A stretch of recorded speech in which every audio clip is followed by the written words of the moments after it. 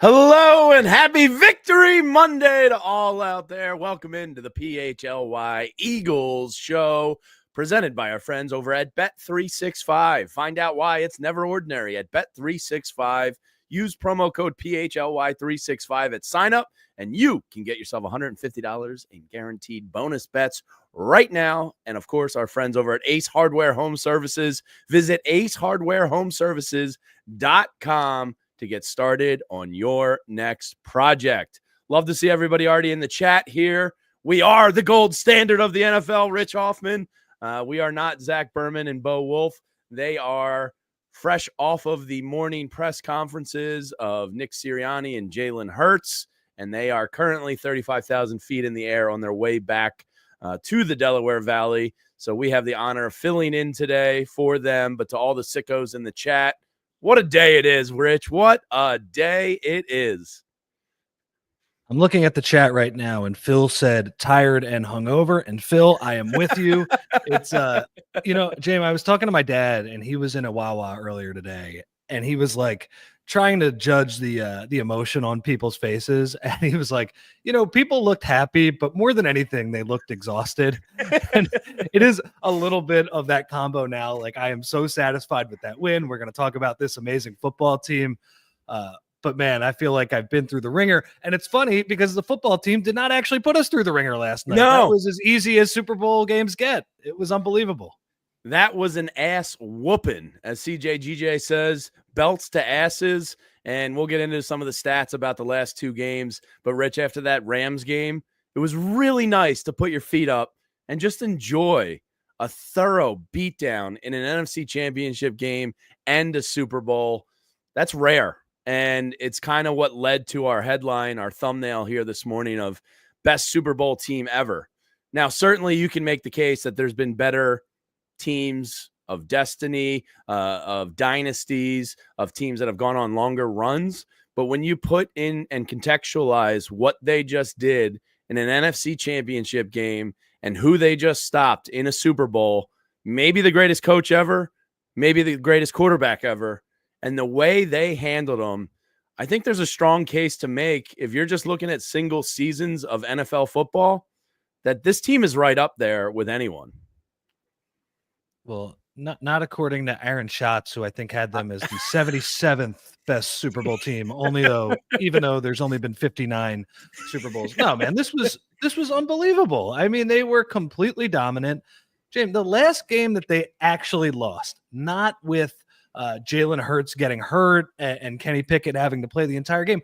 It was the last day of the Phillies regular season, man. It's so long ago to have 4 months of this, man. 4 months. Like we had the take back in October. I think probably around the Bengals game where it was like, ooh, this defense looks different than the Johnny Gans defense from a couple years ago. They just played Joe Burrow, who was an awesome quarterback. They kind of took his best punch and they outlasted him. They survived that game. And it just continued through the Super Bowl, right? Where they are just completely dominant against Andy Reid and Patrick Mahomes. And I think that is one of my big takeaways, man, is that the Eagles, they are the dynasty dethroners. Like when they get to the Super Bowl, they don't just beat anybody. They beat Tom Brady and Bill Belichick, and they beat Andy Reid and Patrick Mahomes. And that's the legacy of this team to me, is that, we don't do it the same way as them, right? There's a little bit of chaos. There's a little bit of a roller coaster. We have our down periods. We don't have the QB coach infrastructure that just spits out 12, 13 wins every season. Although, who knows? Maybe we get there at some point, but it hasn't been that case now. Although Jalen and Nick, I mean, if you look at their record together, it is unbelievable. Excellent. But we do it differently. But when the Eagles get to those big games, they go toe-to-toe with these guys, and they're just undeniable. You cannot talk about the last 10 years, the last 15 years of NFL football without mentioning the Philadelphia Eagles and what kind of a constant they have been at the top of the league. It is so awesome.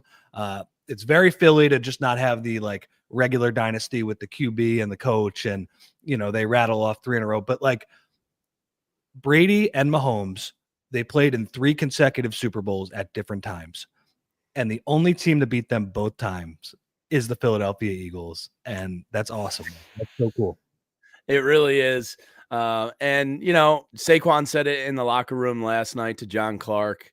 He said, maybe this is the start of our dynasty. And Rich, It could be, yeah. I'm not high on the win. Okay, I'll lie. I'm high on the win, but I really feel as though 3 Super Bowls, 2 wins in 8 years. You have Saquon for 2 more years. You have Lane Johnson. You have a young, thriving defense. You're already turning the page to next year. Again, you were doing this last night too. I can't help it. I believe in this core, and part of it is Jalen Hurts. We talked about it last night, Rich. This guy shows up when the lights are brightest.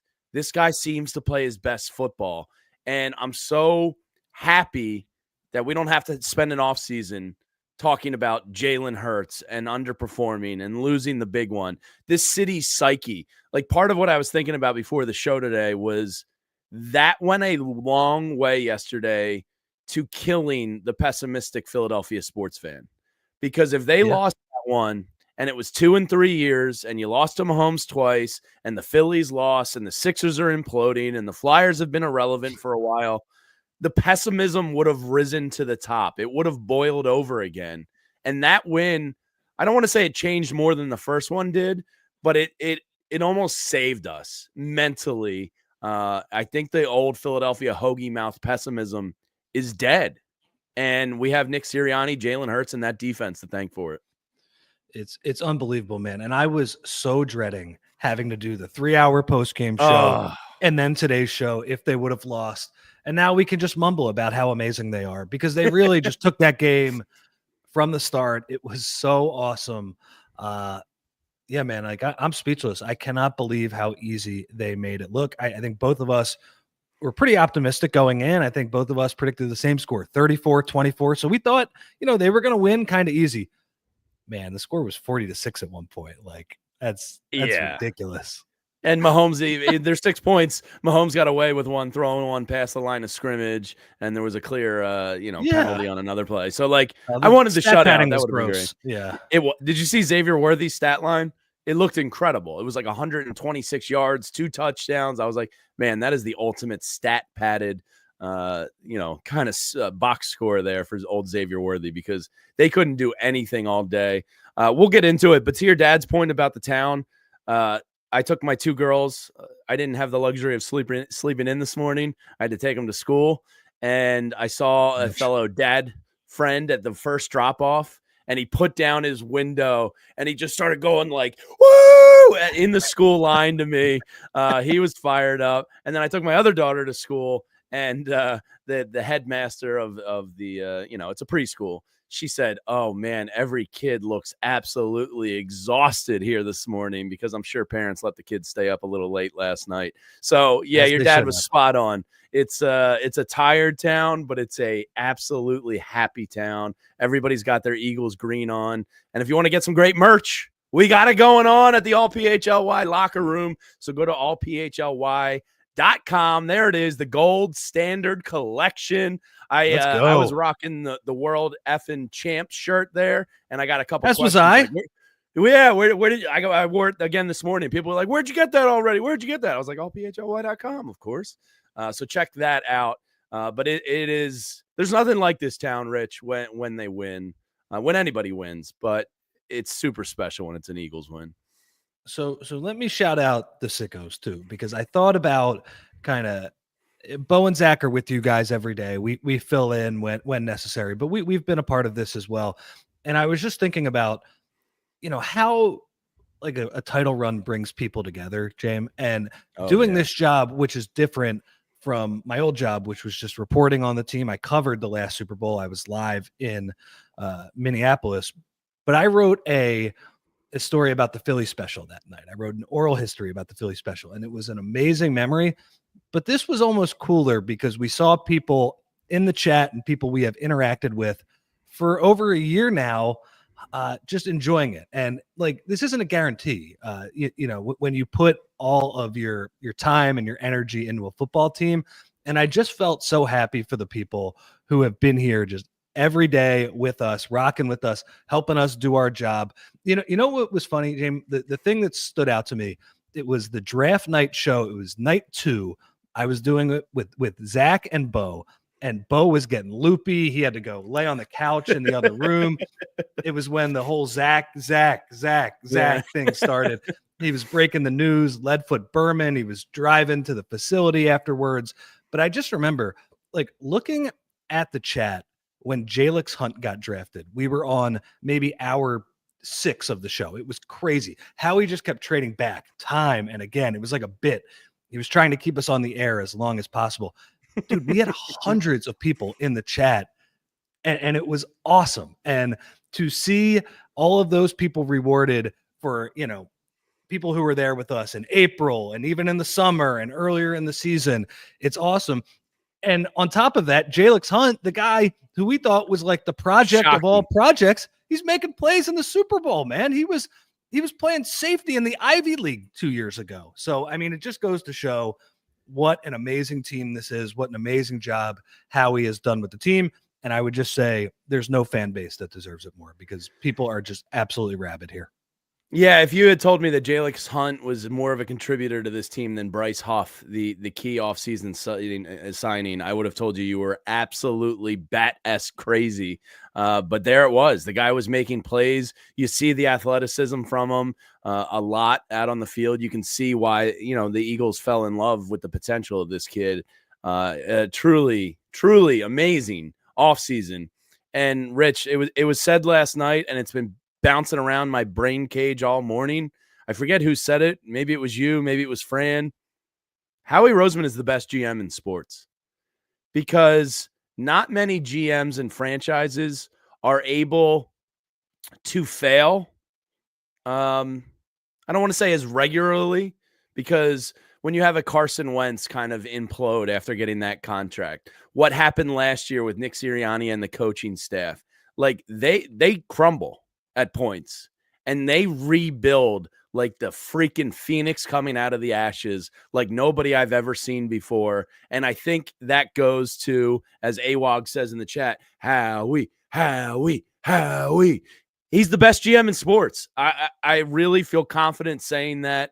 What he did this offseason, with Cooper DeJean and Quinyon Mitchell and Jalen Hunt and Zack Baun, it really is incredible. So let's get a little thumbs up here on the YouTube page for Howie Roseman, the best GM in sports. I think he's definitely the best GM in sports. The only one who I could think of who, I try to follow all the sports who is similar. I was thinking about like the Dodgers guys, but I was like, yeah, they kind of have a, they just have a resource advantage.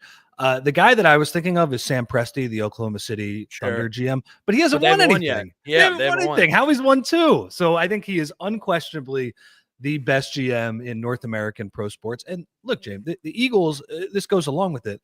They might be the best run franchise in North American professional sports. If they are not, they are damn close. And, we can talk about that. We can talk about, is this the best team in Philadelphia history? Is Howie the best GM in Philadelphia history? I think a lot of the answers to those questions are yes, when you actually think about it. I mean, I think when we brought up, is this the best team in Philadelphia history?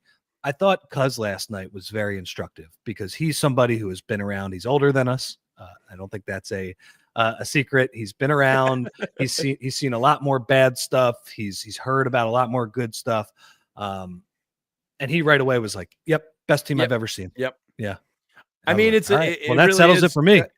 An embarrassment of riches. Not Rich Hoffman. Rich is. No. I mean, just the skill they have. It's a perfect combination of nailing 3 draft classes in a row, getting production from young guys, and being able to afford luxury positions like Lane Johnson's and Jordan Mailata's and A.J. Brown's and Devontae Smith's.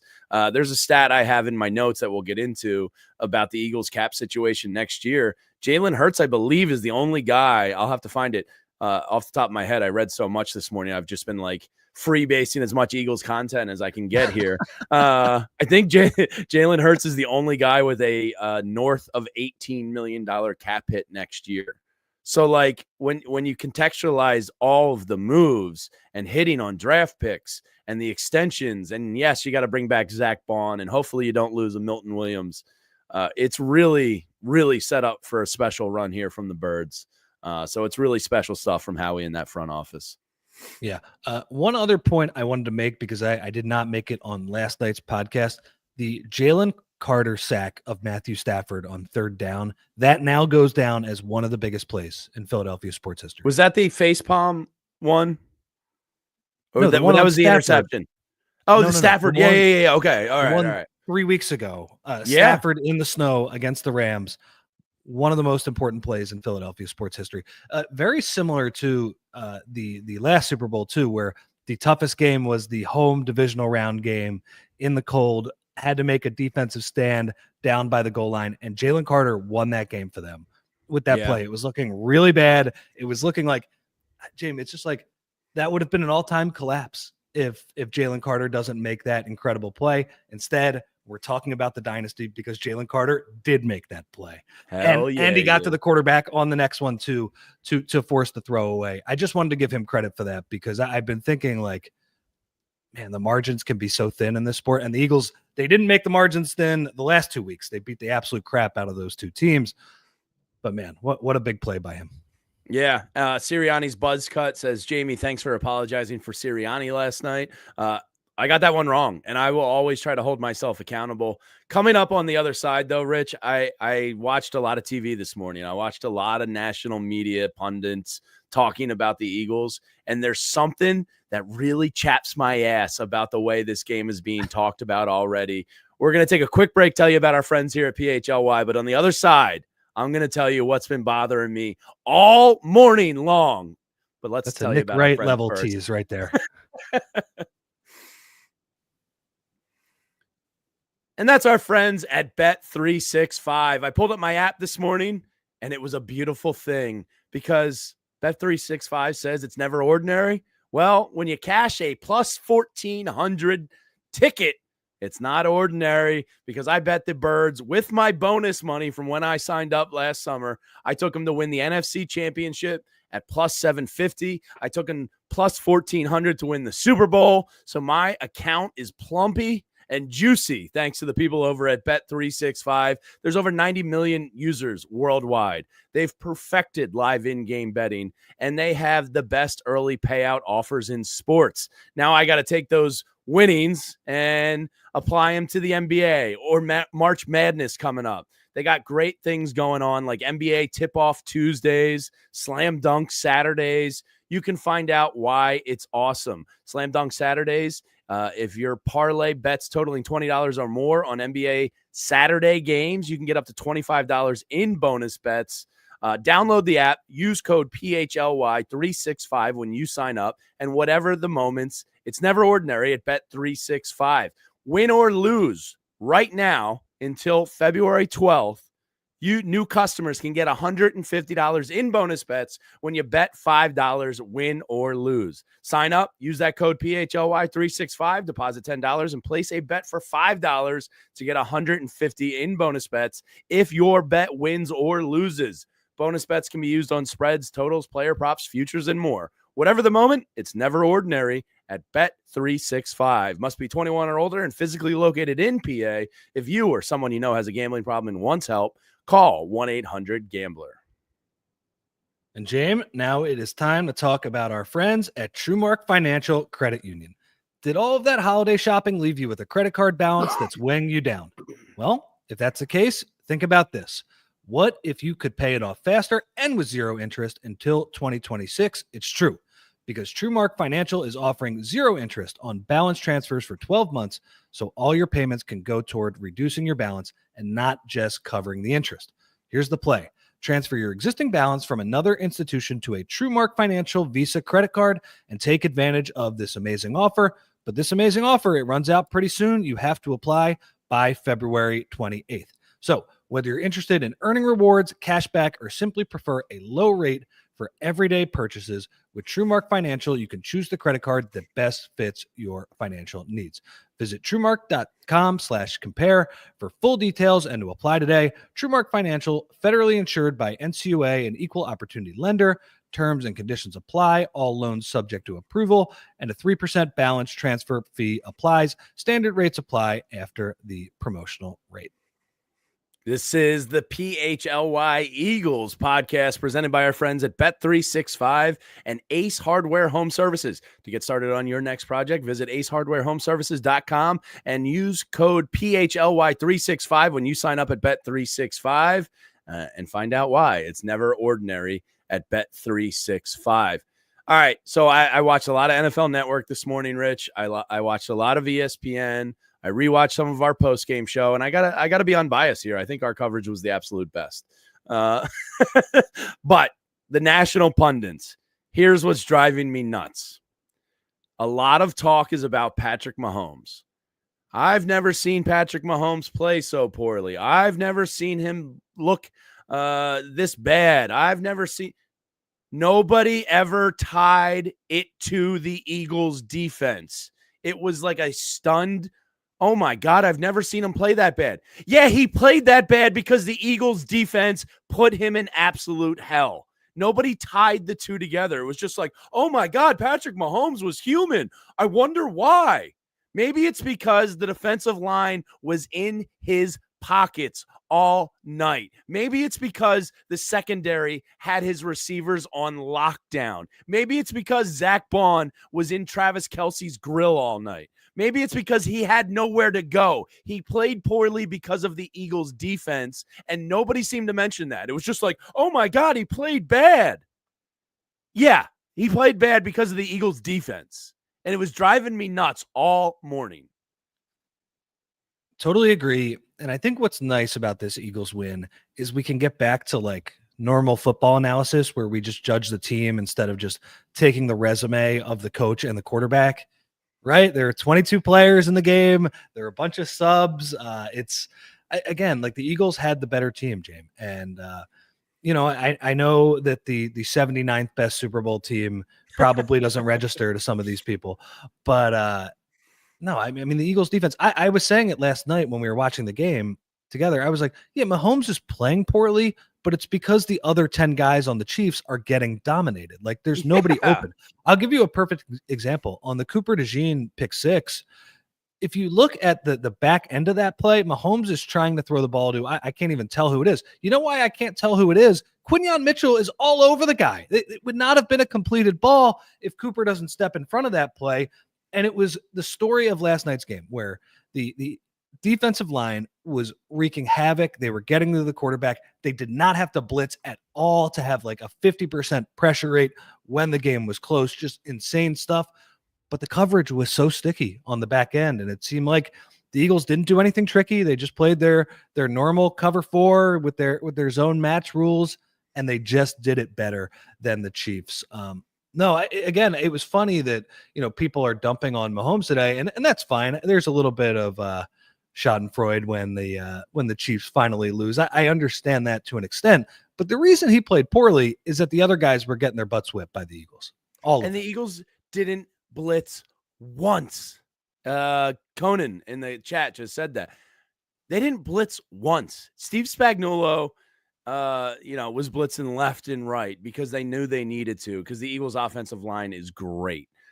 The Eagles just said, yeah, we'll beat you with our 4. And they did it all night long. Fran Duffy tweeted out an image earlier, some film, and it was Nolan Smith.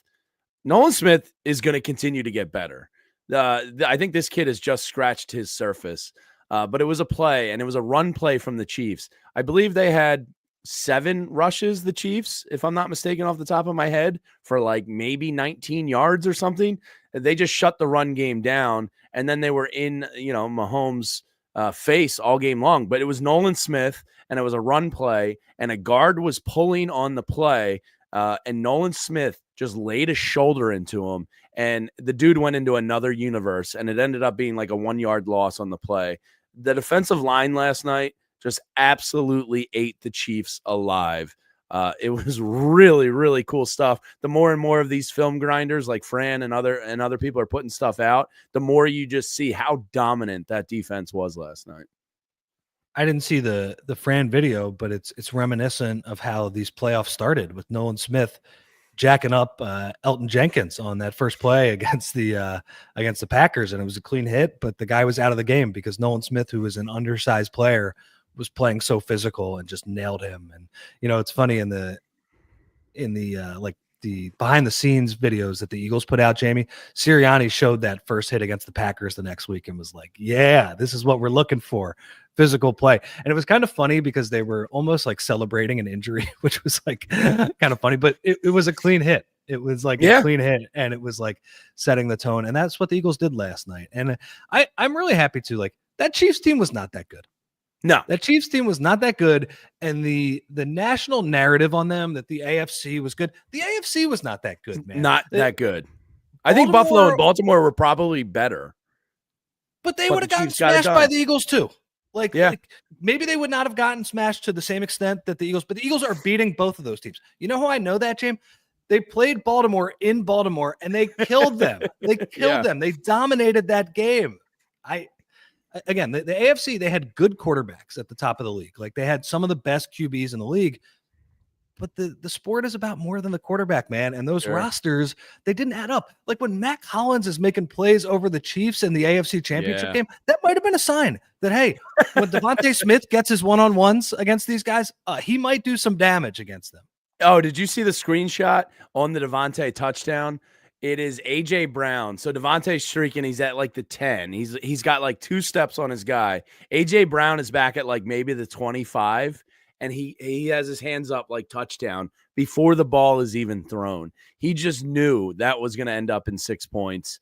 And by the way, an incredibly awesome ball toss from Devontae to the ref. I've rewatched that play like 10 times now, and Devontae just like throws it up in the air, and a very cool moment for him because he lost the state championship game on that same field. Now he gets to hold a Super Bowl trophy on that field.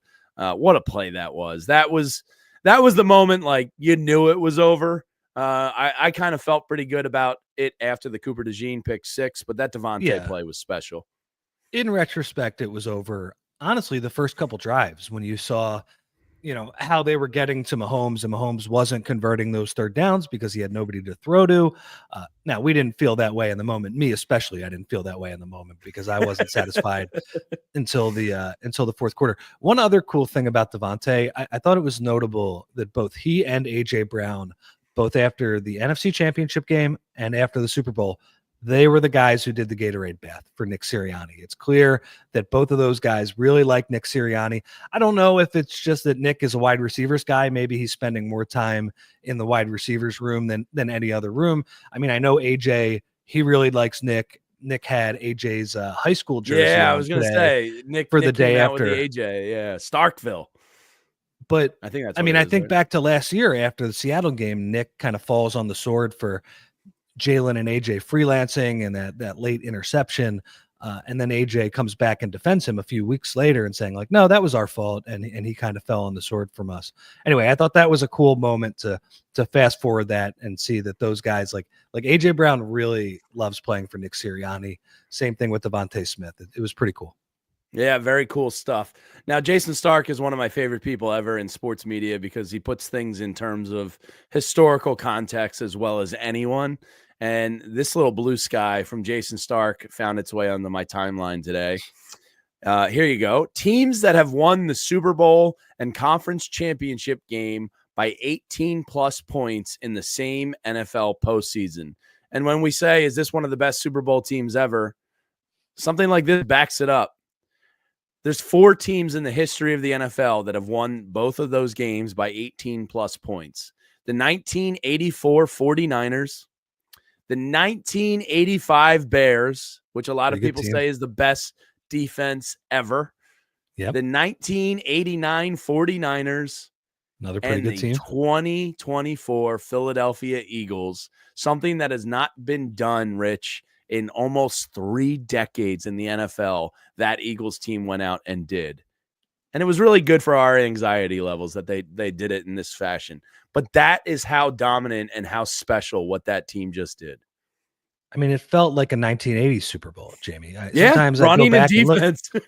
Sometimes I go back and look at the footage. Like, you'd see that Bears team, for example, and you'd see the fridge running in at the end of the game. And, it was criminal that they didn't give the ball to Walter Payton there. But, the fridge, they're just laughing because they're giving it to their defensive linemen and they're destroying the Patriots.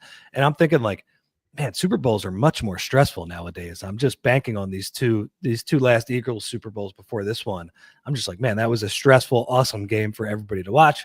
This Eagles team gave America a 1980 Super Bowl. And yeah, the rest of America didn't like it, but everybody in Philadelphia will have that replaying for the rest of their lives. So it was awesome. Yeah, pretty special stuff. I wonder how much the interest was there. It was kind of weird to be the team that America seemed to be pulling for because, as you saw Kermit the Frog get lit on fire on Broad Street last night. I think there is Chiefs fatigue going around with Patrick Mahomes. There was a great tweet I just saw a little bit ago. It was Travis Kelce wearing like a ridiculous suit heading into the game. And it was like, imagine having to put this suit back on after getting your ass handed to you like that. He did put it back on. There was another tweet of him walking out. And he did or did not? No, he did. Yeah. Oh, God, that's got to be tough. You just but it was awesome, awesome stuff last night. Let's take another quick break here to tell you about our friends, and we'll be right back. And that's our friends over at Golden Nugget Jewelers. For the past 30 years, Golden Nugget Jewelers has operated out of the very same location right in the heart of Philadelphia. Customers come from Pennsylvania, New Jersey, and even Baltimore and New York City to get to Golden Nugget Jewelers to find that perfect engagement ring or wedding band. Their staff is highly trained and dedicated to providing a personal shopping experience for you and your loved ones. And Valentine's Day is this Friday. There's a parade going on in town. So after you go celebrate the Eagles, maybe you go celebrate at Golden Nugget Jewelers afterwards, because Valentine's Day, look, if it was me, I'd say, babe, here's a credit card. Go in there. The Eagles won the Super Bowl. I don't give a damn. Go spend whatever you want. Have yourself a day at Golden Nugget Jewelers. They have a vast selection of engagement rings and wedding bands, along with high-end watches, fashion jewelry, and sparkling diamond necklaces, bracelets, earrings, and more. You can receive a final cleaning and written appraisal with every engagement ring purchase. Golden Nugget Jewelers has been family-owned and operated business since 1987, right there on 8th and Chestnut in downtown Philly. And you deserve an expert and the best price. And Golden Nugget Jewelers, where Philly gets engaged, has both. Visit goldennuggetjewelry.com today to learn more. And James, now it is time to talk about our friends at Ace Hardware Home Services. Got a leaky pipe? At Ace Hardware Home Services, they are around the block with everything that you need to fix it. And now that includes the person to do the fixing. Do you have an air conditioning issue? They have a person for that as well. How about a faucet that you said you'd fix last year? They have that person too. Because now Ace is not just the helpful hardware folks, they are also the helpful home service and repair folks. From plumbing to heating and cooling, they've got the trusted pros to keep your home humming all year long. Ace Hardware Home Services, they're bringing helpful home, the helpful you love, from the store now to your front door. And James, Ace, they bring experience. They are local plumbers and techs that handle everything from repairs and seasonal maintenance to installations and upgrades. They bring understanding. They listen to your goals, and the job is not completed until you, the customer, are satisfied. Ace, they bring helpful to your home so you can spend more time on the projects that really matter to you. So go on and visit Ace Hardware Home Services online at www.acehardwarehomeservices.com to get you started on your next project. And this is the PHLY Eagles podcast, brought to you by our friends at Bet365. Use promo code PHLY365 when you sign up. For new users, you can get $150 in bonus bets guaranteed. And our friends over at Ace Hardware Home Services. To get started on your next project, visit acehardwarehomeservices.com. Rich, here some special stuff about Nick Sirianni. It came from John Ganud, who runs some PR down at the Philadelphia Eagles. And Nick Sirianni, I hope he really enjoys this, because he is in rare company and air in NFL history now through his first 4 years. It's but my crazy. Man's been through his record. He's been through the ringer. Yeah. You know, like, this is a guy that people wanted fired last year, and he's now a Super Bowl champion. But like his first 4 years, Rich, it's really incredible where he stands. Yeah, I mean, you should rattle off some of the stats, man. Here we go. All right. Nick Sirianni is the third NFL head coach to make multiple Super Bowl appearances, including winning a championship in their first 4 career years. The other head coaches who have accomplished this feat, there's just 2, Joe Gibbs and Mike Tomlin. Pretty good coaches. Pretty Nick good. Sirianni. Let's just hope Nick isn't going 500 for a decade in about 7 years. Yeah. You got to get a quarterback, and the Steelers haven't been able to get a quarterback since Ben Roethlisberger, and what a creep he was. Nick Sirianni is the first Super Bowl era head coach to make 4 straight playoff appearances with Super Bowl berths and a championship in his first 4 years. Unbelievable. It really is unbelievable. I know some people over in Haddonfield area that saw him earlier this year, and like they thought physically he was kind of like going through it. Like hood was up, just kind of looked like he wasn't really enjoying himself. So I think our man has been through it this past year, and to now stand on the mountaintop, it's got to feel damn good. Like ZB, he needs to get some sleep this offseason, but I think him and Jalen, they're kind of intertwined because there have been questions about them. There has been controversy surrounding them. When you win this Super Bowl, and not only that, when you win the Super Bowl, it also makes your Super Bowl appearance seem better too, because you actually have one, and you have that Super Bowl appearance to show that you have been in the mix for the last 4 years. It just feels more complete now. You can't take it away from these guys, Jam. We have to look at them completely differently now, and they deserve it. And when you think about how his tenure started, with that awkward introductory press conference during COVID, I kind of defended him. I was on sports radio at the time, and I was like, look, Zoom sucks. Like, it's hard to do a Zoom call with friends, let alone with 50 reporters chomping at the bit to ask you questions. I thought that was a tough start for him. And then he had the flowers thing where people, made fun of him. But the thing that over these 4 years has stood the test of time, his players seem to absolutely love this guy. Vinny has said, the guys in that locker room love him. They'll do anything for him. And I think Bo has phrased it pretty perfectly. I think Diana Rossini asked him last week, is Nick Sirianni a good coach? And Bo's answer, I think, is like kind of perfect of he's the right coach for this team. He might not be the right coach for all 32 teams, but when it comes to this talent level and motivating the guys and working on the fundamentals and basics and inspiring the team, he's the right guy for this team. And I think that's a really good way to put it. Well, and when you think about the player development that we've talked about all year, I think Nolan Smith is the best example where that guy has just gotten better in a way you rarely see. You rarely see a player over a season continue to get better, continue to get more opportunity. And Nick deserves some credit for that, man. Like, he's the one overseeing the whole operation. I'm not saying that Clint Hurt doesn't deserve credit for that. I'm not saying that Vic Fangio or Nolan, especially Nolan, deserves the most credit for that. But sure, Nick has overseen it. And I would just say, Jamie, like, this team is insanely talented, but they were ready to go like these last 2 weeks. They were absolutely ready to go. He deserves credit for that. No let up from these guys. They ran through the tape. It was awesome to see. I thought it was funny. We were on the post-game show, so we didn't really get to see the trophy presentation. But did you see that Nick said, Kellen, let's run this bleep back after the game is over? I have him on my notes here because I saw a former player, maybe it was Darius Butler. I forget who it was. I saw their tweet and I wrote it down. I wrote down, is Kellen Moore making a mistake? Now, look, there's only 32 of these jobs in the world. Financially, you're setting yourself up and future generations up. So you can never say somebody's doing the wrong thing. But there is a question, Rich, of like, the Saints are a mess. They have a cap situation that is hell. They're going through a PR scandal that is just like vile. It's like insane. Yeah. Yeah. Like the worst stuff ever. It's not a good roster. It's not a good cap situation. There's no quarterback. Now, I can't say he's doing the wrong thing because I would probably take the money in one of 32 jobs in the world myself. But I do wonder if staying here one more year makes him a candidate to much more than a bad situation.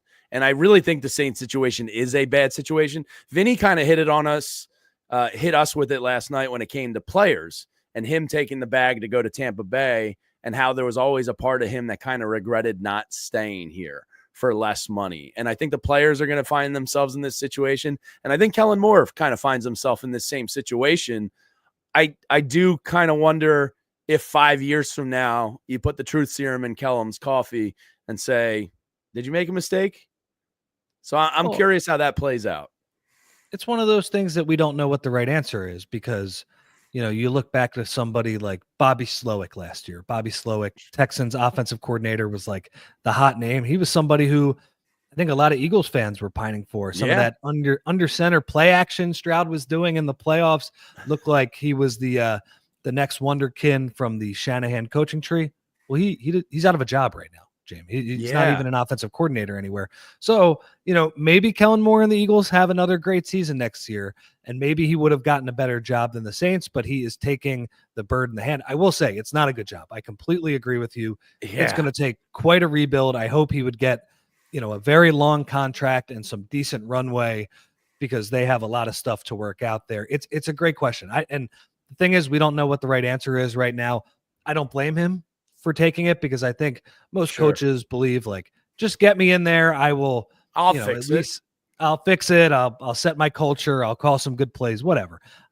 And maybe he's right, but it's not a great looking job, I would say. I will say Kellen Moore, I thought, had a really nice game yesterday on the offensive side of the ball, because look, Steve Spagnuolo and the defense, and one of our super chats from Rohit says the Eagles have destroyed Spags 2 times. Overrated. Well, look, Spags' game plan yesterday was to take Saquon Barkley out of the game. They did that. The problem is the Eagles are so freaking talented all over the place that they can survive a Saquon getting removed from the game, and it doesn't matter. But I thought Kellen Moore had a pretty nice game plan yesterday, a very nice Super Bowl out of our former OC. Jimmy Patsos. Does that name mean anything to you, Jim? It sounds really familiar. He was an old college basketball coach, and he was famous for, when he was playing Steph Curry at Davidson, he employed a triangle and 2 on Steph Curry, but he put the 2 guys on Steph Curry, which is like unheard of. And after the game was over, he held Steph Curry to 0 points. And he said, well, hey, I held him to 0 points, but they lost by 30 because they weren't guarding anybody else.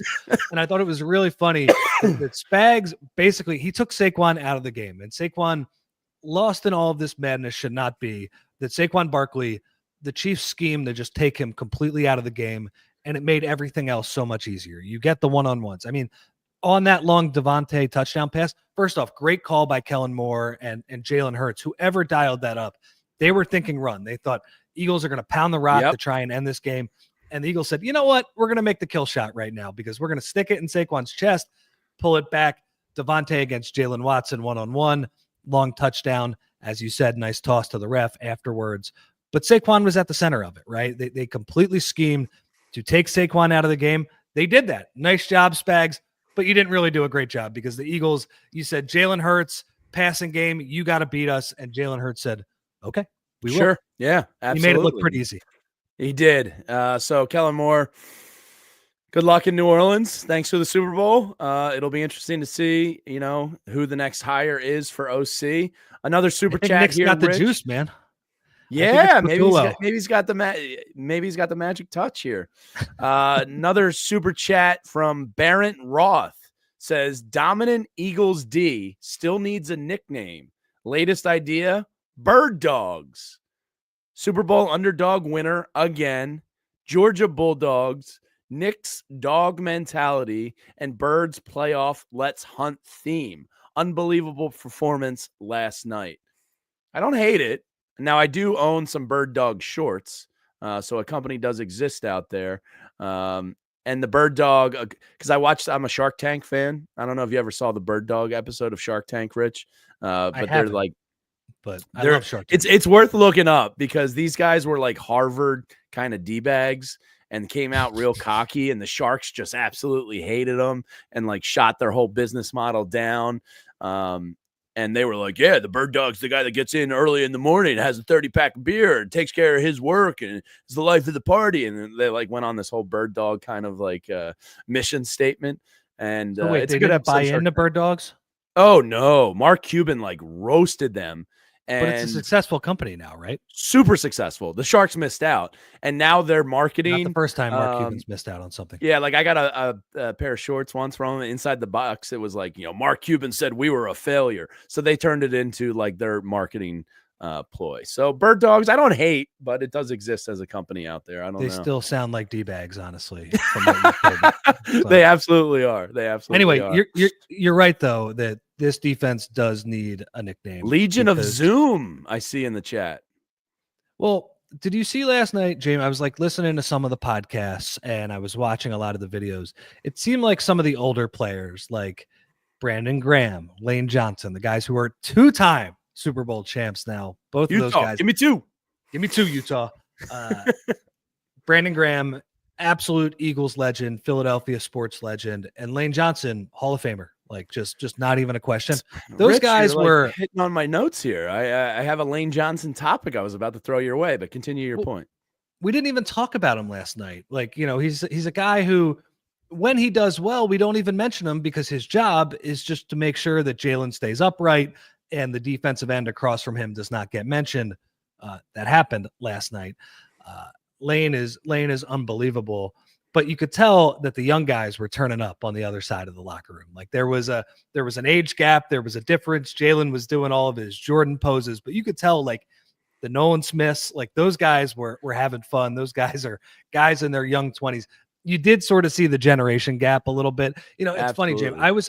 I was in the locker room for the first one, and that was an older team for the most part. And it seemed like, for that locker room, it was like, guys smoking cigars, but it was a very like, I don't know, satisfied locker room. It didn't seem like they were doing the Meek Mill dance and they were all going crazy for that. But it was a lot of like hanging out in the locker, just like lounging, like putting their feet up, stuff like that. It seemed like last night there was like a dance party going on with Nolan Smith and Andre Sam, as we learned last night as well. I saw a great video of Nolan Smith, dapping up BG and pounding him on the shoulder pads and going, "This is the bleeping OG right here. This is the OG with two." It was really cool to see BG get his roses. Before I get to the Lane Johnson topic, a couple nicknames getting tossed around in the chat here. Just give me your gut reactions to them. Let's see. Jalen is riding the Tron in Disney World already. Wow. Good for him. What were you going to say? Well, I was like at this time last year, James, and that goes to show that the Eagles they're unlike any kind of good team where they just have these ups and downs. I was so sick of the Georgia Dogs at this time last year. I was like, can these guys show something for us to like bestow this nickname on them? Like you can call them the Georgia Dogs, but I don't have positive thoughts thinking about them right now, considering how bad that defense was. I mean, they're my favorite defense ever now. Like they were all a huge part of orchestrating this worst of first turnaround. We should also mention Nakobe Dean, awesome job all season getting us to this part. And here's another one too. Oren Burks had to play the whole playoffs and didn't hear his name in like a bad way once. It was one of those things where if I'm not hearing your name, it's a good thing. Obviously, we did hear his name a couple times. He forced some turnovers in these playoffs as well. Awesome job. Oren Burks was a guy who the Chiefs last year, they picked on a little bit in that Super Bowl. He was the backup for the 49ers who had to come in. I believe it was for Dre Greenlaw when he got hurt. Well, Oren Burks was on the field for a lot of plays last night, Jim. And he was. The Chiefs didn't do squat against Oren Burks. No, and I'm sure that felt pretty good for Oren. Polar Jam says the Baun squad. A couple shout outs for Frank Reich to return because Nick Sirianni has so much respect for him.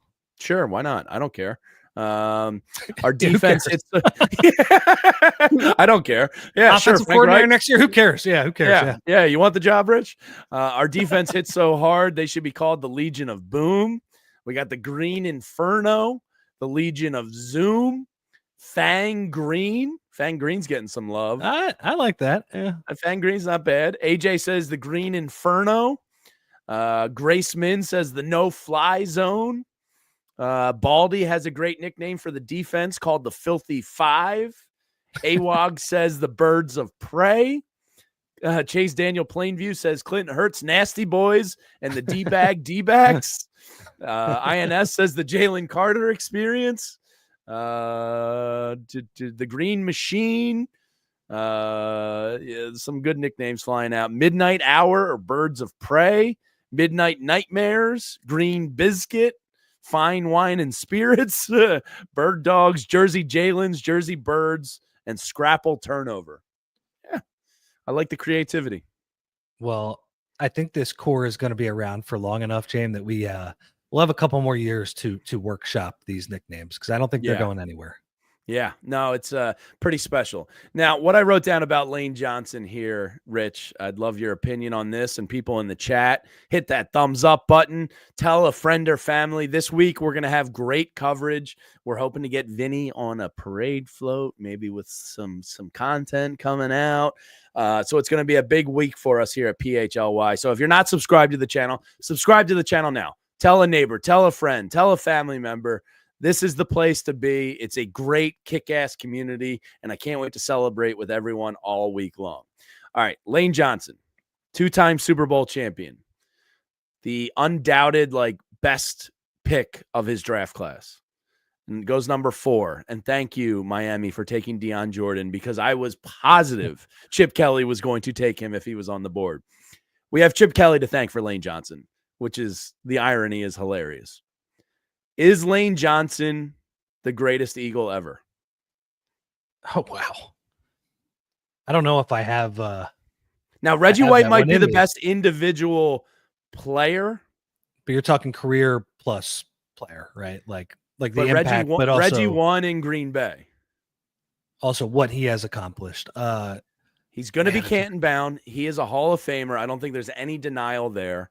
He's the best at his position for an extended period of time. He's a 2-time Super Bowl champion.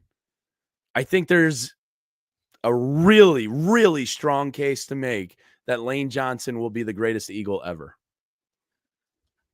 I don't even know who would be like in the modern day.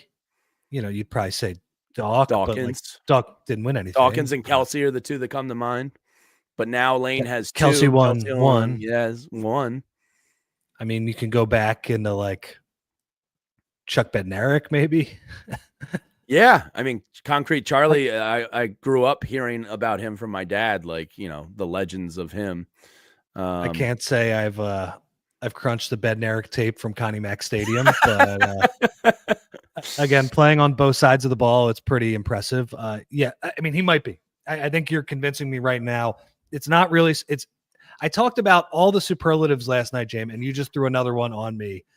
I think you're right. Yeah. I mean, I think Lane, it's just so understated, his excellence. He has been the best tackle in the league for forever. Now it's unbelievable. I mean, to have this type of career, I was so happy.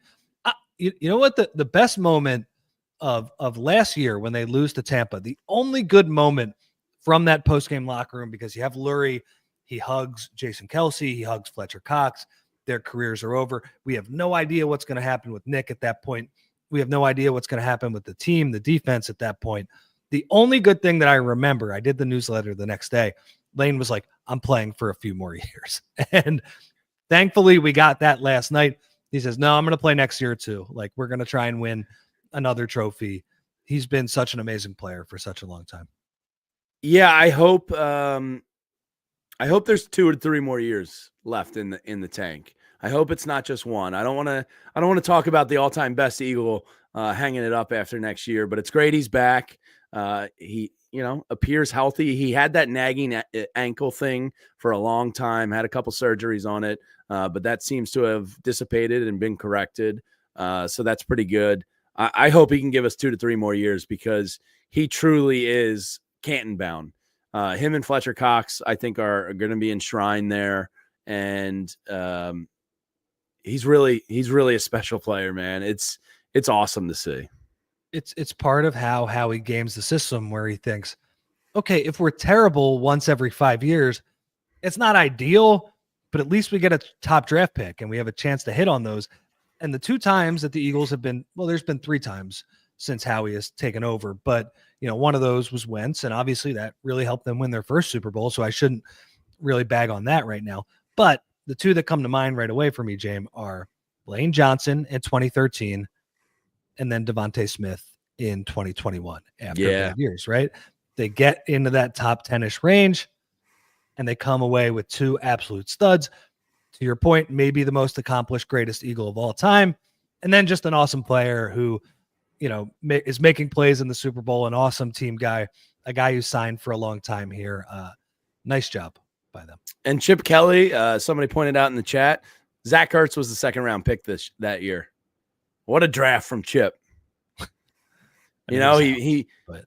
Well, I think that was the year he banished Howie to the other side of the building, and no, that was 2015, wasn't it? That was 15. I can't remember. I think Aguilar was on Chip's record.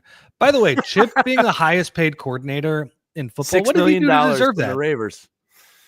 He was coaching an all-star college team. He didn't realize that the forward pass made that team unbeatable until like mid-December. Come on, what's going on in Las Vegas? What are we doing? Chase Daniel Plainview says we're forgetting somebody, Rich. He says Travis Fulgham is top 2 and he's not 2. It's a fair point. I mean, if you're talking about a 5 or 6 game sample size, Travis Fulgham's probably top 3. Look, when Carson Wentz was falling apart, Travis Fulgham was his safety blanket. That is true. I drank I'll admit it. I drank the Kool-Aid. I was like, maybe they found like the needle in the haystack. This guy's incredible. Well, those 5 or 6 games were pretty sick. I'm not going to lie. They were pretty spectacular. That's what makes this worth it though, man. We suffered through the Travis Fulgham era. And by the way, I don't mean that as a slight on Travis. When Travis Fulgham was getting let down by the other 52 players, we suffered through that era. Now we see a team that's absolutely loaded and wins a Super Bowl. Yeah. Now, in true sicko fashion, I don't want to go over a show here, Rich, without mentioning some DVOA. Are you ready for a little DVOA stat porn from yesterday? Sure. This is from your man, Aaron Schatz, who said the Eagles are the 77th best Super Bowl winner ever. He said he posted about the Eagles defense in quarters 1 through 3. I should have just looked at the first half. The Eagles had a defensive DVOA of negative 163% in the first half. By comparison, the 1985 Bears, everybody says the greatest defense of all time, had a negative 137% in the first half. Just an obscene defensive performance. That's for the sickos there. Bump them up to number 70. So I took a look, Rich, in true degenerate fashion at next year's Super Bowl odds on Bet365. One of our presenting sponsors. Use that code PHLY365. I don't know if you looked at my sheet I sent you or not in terms of the odds, and it was buried down at the bottom there. Would you like to take a guess who is the Super Bowl favorite next year on Bet365? Chiefs. You're not wrong. They're tied with your Philadelphia Eagles. The Chiefs and Eagles are both plus 650 to hoist the Lombardi again next year. I love to see that. Right behind them is the Buffalo Bills and Baltimore Ravens at plus 700. The Lions are the next NFC team at plus 900. The 49ers, which is very funny, plus 1,400. They're talking about trading Deebo Samuel. And we're going to wrap up momentarily. But to everybody watching on TV, thank you for hanging out with us. If you want to continue watching the show, just head to allphly.com. The 49ers are on the verge of not being a serious team anymore. So it's very funny that they are third in the NFC in terms of Super Bowl odds next year. So it's kind of the Eagles and Lions division is what I take from this, or conference, I should say. So we've talked a lot about how Joe Shane and Giants fans should feel bad. And how Cowboys fans should We should feel send Joe bad. Shane a PHLY care package. Maybe a little like some Wawa hoagies, some soft pretzels, some tasty cakes. You know who should really feel bad though, Jamie? I'm thinking of 3 teams, and you just mentioned them: the Ravens, the Bills, and the Niners. Like, to just see the Eagles absolutely destroy that team that beats them every time they play in a big game, that had to kill them. How did the And Bills not beat them this time? That team was not that good. I know. That team was not even like Aaron Schatz. You should say that was one of the worst Super Bowl teams in recent memory. I don't even care about their record. They won all of these insanely lucky games all year. People were talking about like, oh man, they just know how to win. And they were treating the regular season like a laboratory. No, man, they were the luckiest team in NFL history. And they finally got what was coming to them in the Super Bowl. And do you know who's hosting the Super Bowl next year? I don't. That would be Levi Stadium in Santa Clara. So the Eagles can go win in front of some 49ers fans, and that would be some sweet poetic justice. Yeah.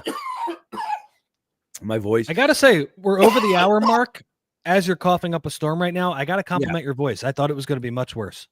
I did too. It hung in there a little bit for me, but it's definitely on thin ice. It's a fighter, your voice. Yeah.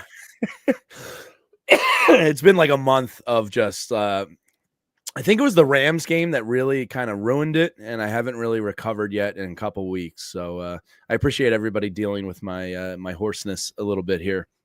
Now, Rich, before we get out of here, Remo K in the chat says Howie needs to be sending offers to Baun right now. That is by far the thing I care about most in the offseason. Is that your number one priority? There's going to be plenty of offseason talk, but right now, day after. I think he's the player that I want back the most, which is crazy because he's a linebacker and the Eagles, they don't pay off-ball linebackers. I think when Bo and ZB are here, they can talk more about what the free agent market's going to look like around the league, how much money the Eagles have to spend, how much money other teams are going to spend on some of these players. But like, just from a, idiot fan type of perspective, just somebody who's enjoyed watching this team all year, I think Baun is the guy that I want back the most. Yes.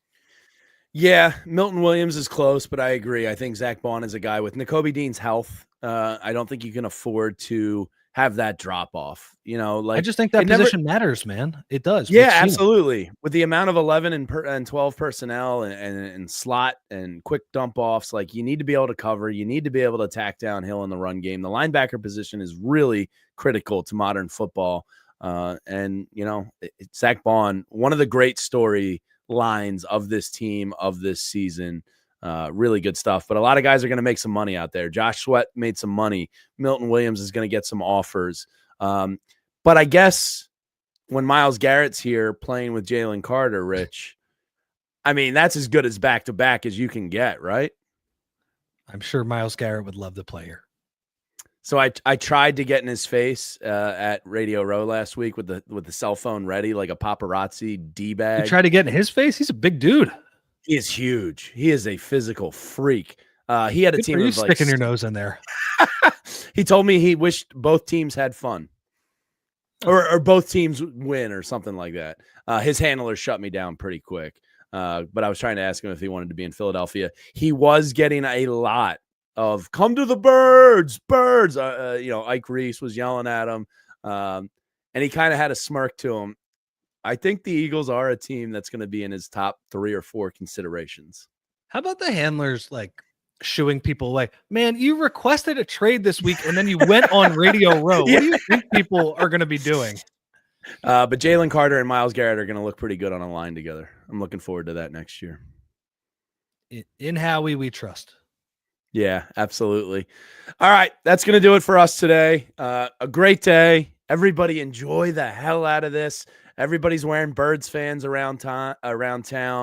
Everybody's tired, but we're fighting through because we're riding that adrenaline high of the Eagles being Super Bowl champions for the second time in 8 years. 3 trips to the Super Bowl in 8 years, Rich. I can get used to this. Let's do it again. Let's do it again, but let's celebrate this one first. Yeah, and it's a great time right now as the Eagles are picking 32nd in the upcoming draft. Fran Duffy is hard at work on his draft stuff. It is a living document. And right now we have a special for, I believe we're going to extend it through the rest of the week because the Birds are champions, and this is what we do to become a diehard. So you get the Z Berm picture, article from last night of the locker room and what it was like to be in there. You get Bo Wolf's writing, you get Les Bowen's writing, you get Fran Duffy's instant live access to his draft package, which is about to become the best in the country. And for $4 a month, you can get access to all of them, plus Kyle and Derek and Charlie and Jim Salisbury and so many great writers, the best staff in the city. I don't think there's any denial there. And you can get it all for $4 a month right now. So Die Hard special going on. I believe getting extended through the end of the week, but take advantage of it now. And don't forget, of course, there's some great merch on the All PHLY locker room. So some great stuff happening. Make sure this is your home this week. We're going to be down on the Parkway on Friday on Valentine's Day as we fall more in love with this team. I can't wait to get that Birds jersey on the far left there. That's the one I got my eye on. But tell a friend, like and subscribe to the channel if you haven't already. Spread the good word of PHLY out there to everybody as it's going to be a fun week ahead. Zach and Bo are going to be back tomorrow. Vinny's going to be doing some stuff for us. Me and Rich are always here if we're needed. So it's going to be great, Rich. And me and you are tied together for history now. You know, we watched an Eagles Super Bowl together. I think we got to do Wednesdays next week or next year too, man. Yeah, I guess so. You know, you can't mess with what got you here. And I've learned that Julia, our producer, I watched it with her in 2018. I didn't watch it with her in 2023. Come on. Watched it with her in 2025. Me and Julia are now tied to the hip for every championship game that will ever happen in Philadelphia now because you got to do what works. These are the rules. For Rich Hoffman, I am Jamie Lynch. Thank you to our sponsors at Bet365 and Ace Hardware Home Services for bringing you this show. It's going to be a great week. Like and subscribe, all that good stuff. Thank you to everybody. And in the words of Bo Wolf, we love you. We all silly like the mayor.